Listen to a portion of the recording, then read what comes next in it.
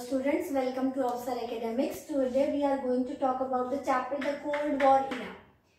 आज हम अपने सेशन में इंट्रोडक्शन के बारे में बात करेंगे इस चैप्टर के।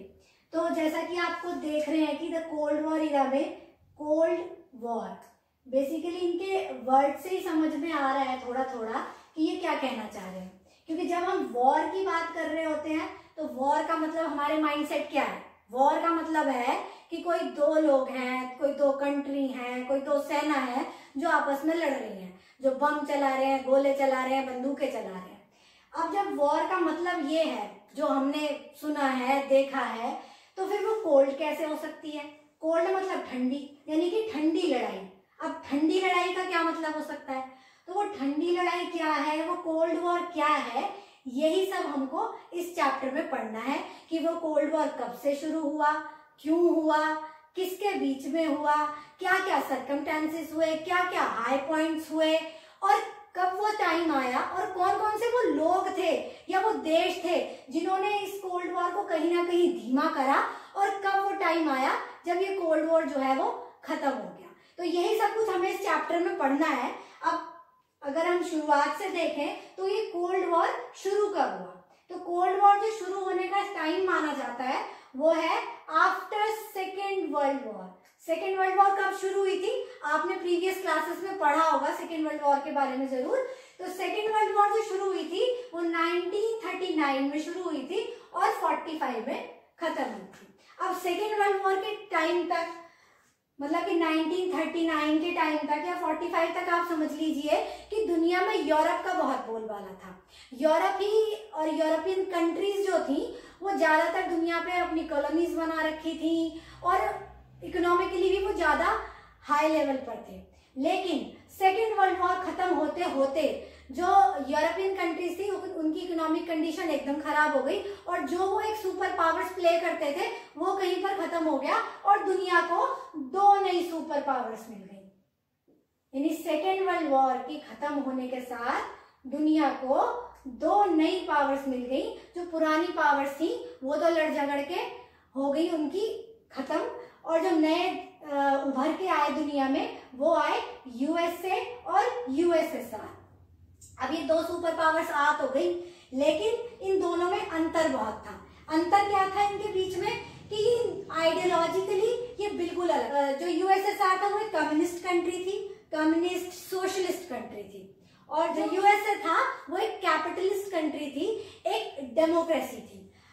जो कम्युनिस्ट होते हैं वहां डेमोक्रेसी नहीं होती है, वहां पर एक ही पार्टी होती है, वही जीतती रहती है, वही रूल्स बनाती रहती है, लोगों को वही मानना पड़ता है।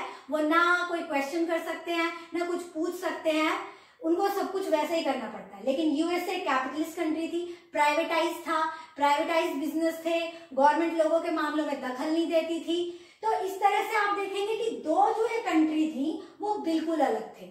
तो ये जो दो सुपर पावर्स रही, इनका क्या रहा कि अपने आप को बेस्ट कैसे दिखाना है, अपने आप को बेहतर कैसे दिखाना है, ये कैसे दिखाना है कि हमारी आइडियोलॉजी ज्यादा बढ़िया है। तो ज्यादा बढ़िया आइडियोलॉजी अपने आप को साबित करने की लड़ाई जो थी वो थी कोल्ड वॉर।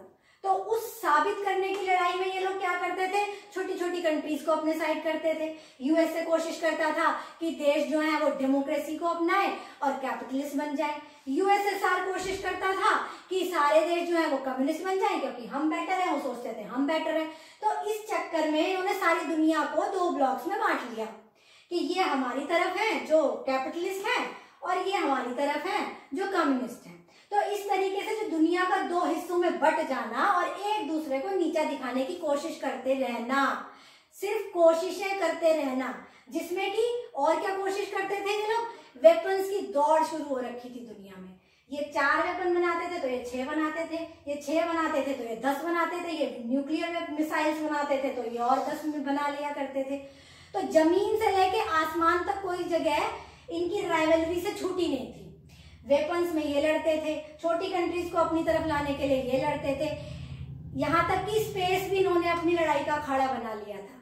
ये अपने मिशन ऊपर स्पेस में भेजते रहते थे तो ये अपने भेजते रहते थे। यूएसएसआर जो है स्पुतनिक 1, स्पुतनिक 2, स्पुतनिक 3, पता नहीं कितने सारे मिशन इन्होंने ऊपर भेजे, और यूएसए ने अपोलो 1, अपोलो 2, अपोलो 3 करके ऐसे अपने स्पेस में भेजा करते थे, जिसमें कि इनको स्पेस से कुछ लाना नहीं था, सिर्फ क्या दिखाना था कि टेक्नोलॉजी में हम बेस्ट हैं, हम पहले पहुंच गए। तो ये पहली लड़ाई जो जीता वो यूएसएसआर जीता। वो पहला ऐसा आदमी यूरी गागरिन था जो कि स्पुतनिक से अंतरिक्ष में पहुंचा, स्पेस में पहुंचा। तो ये पहली लड़ाई यूएसए हार गया, तो अब उनको भी कुछ करना था। तो इन्होंने क्या करा, पहला आदमी 1969 में अपोलो 11 से, आप सब जानते होंगे नील आर्मस्ट्रॉन्ग जो है पहला आदमी था जो कि चांद पर जिसने की कदम रखा। तो इस तरह से जमीन से लेके आसमान तक इन दोनों की जो एक दूसरे को नीचा दिखाने की कोशिशें थी, उसे ही बोला जाता है कोल्ड वॉर, जिसमें कि ये आमने सामने कभी नहीं आए, हथियारों से कभी नहीं लड़े, पर एक दूसरे को नीचा दिखाने की कोई कसर भी नहीं छोड़ी। इसके अलावा क्या एरिनास थे, क्या आफ्टर इफेक्ट्स थे, दुनिया ने क्या देखा, क्या डर थे, और इससे क्या क्या और नई चीजें निकल के आई, वो हम चैप्टर में आगे पढ़ेंगे। Thank you very much.